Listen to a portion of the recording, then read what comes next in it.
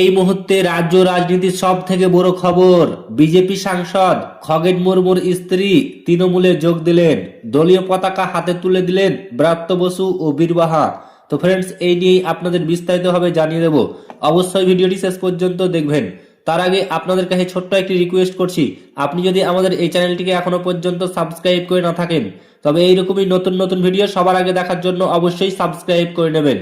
সামনেই বাংলার বিধানসভা নির্বাচন, সেই আবহে তৃণমূল কংগ্রেসে যোগ দিলেন বিজেপি সাংসদ খগেন মুর্মুর স্ত্রী অরুণা মার্ডি।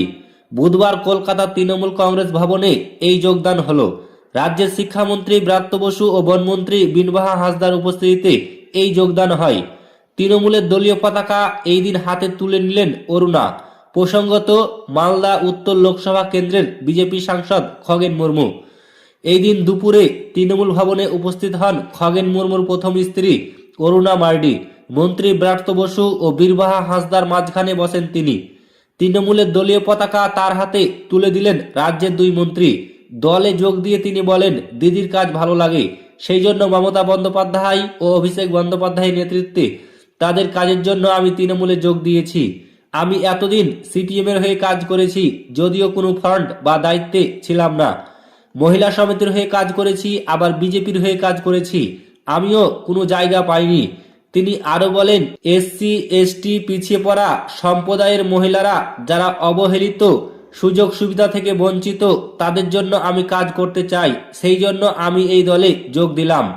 খগেন মুর্মুর নাম না করে সাংবাদিকদের প্রশ্নের উত্তরে তিনি বলেন, সবারই একটা আলাদা আলাদা মত থাকে। উনি হয়তো বিজেপিতে গিয়েছেন, ঠিক আছে, উনি তো সিপিএম থেকে গিয়েছেন। মমতা বন্দ্যোপাধ্যায় অভিষেক বন্দ্যোপাধ্যায়ের কাজ আমার ভালো লাগে, আমি আমার ইচ্ছামতো কাজ করব। একই পরিবারে দুইজন আলাদা আলাদা দলের হয়ে কাজ করে, সেটা হতেই পারে।